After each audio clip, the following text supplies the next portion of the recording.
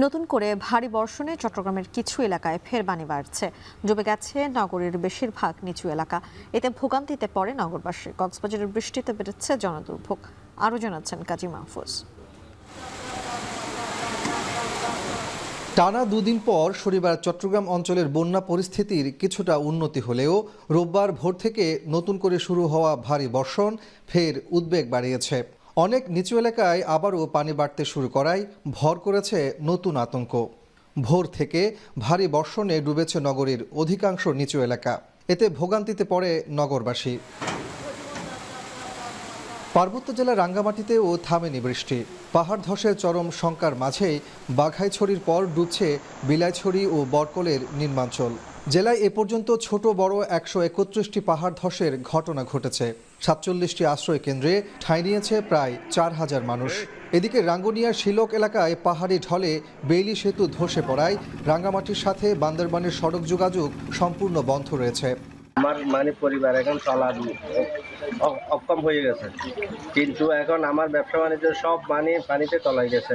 এখানে অবশিষ্ট বলতে আর কিছু নাই, মানুষ গরু ছাগল নিয়ে খুবই মানবতার জীবন যাপন করতেছে। এদিকে দীর্ঘ 7 দিনের টানা বর্ষণ শেষে বান্দরবান সদরে পানি কিছুটা কমতে শুরু করেছে। তবে সাঙ্গু, মাতামুহুরী ও বাঁকখালী নদীর পানি এখনও বিপদসীমার উপরে। ব্যাহত হচ্ছে বিদ্যুৎ ও ইন্টারনেট সেবা, বেড়েছে নিত্যপণ্যের দাম। এখন সকালে মাছ ধরা নিয়ে যাবো, এখন গিয়ে দেখতেছি পানি আবার বৃদ্ধি পেয়ে গতকালকে থেকে আগে থেকে আরো 2 ফুটের মতো পানি এখন আরো বৃদ্ধি পেয়েছে। এখন আমাদের এখানে বিশেষ করে ঔষধের প্রয়োজন। মহিলারা আছে, বৃদ্ধ লোক আছে অনেক, এনাদের অসুখ বিসুখ হলে ওষুধের সমস্যা, পানির সমস্যা, থাকার সমস্যা, বাথরুম, খানা দানা সমস্ত দিক দিয়ে সমস্যা হচ্ছে এখন। এদিকে কক্সবাজারে রোববার ভোর থেকেও মুষলধারে বৃষ্টি হচ্ছে। বন্যার পানি ধীরগতিতে নামলেও কাটেনি জনদুর্ভোগ। চকরিয়া, পেকুয়া ও মাতামুহুরী সহ 10টি উপজেলার অন্তত 150টি গ্রাম এখনও প্লাবিত। পানিবন্দী প্রায় 3 লাখ মানুষ। হাজার হাজার ফ্যামিলি। এখন সরকারিভাবে কোনো ত্রাণ আসে নাই।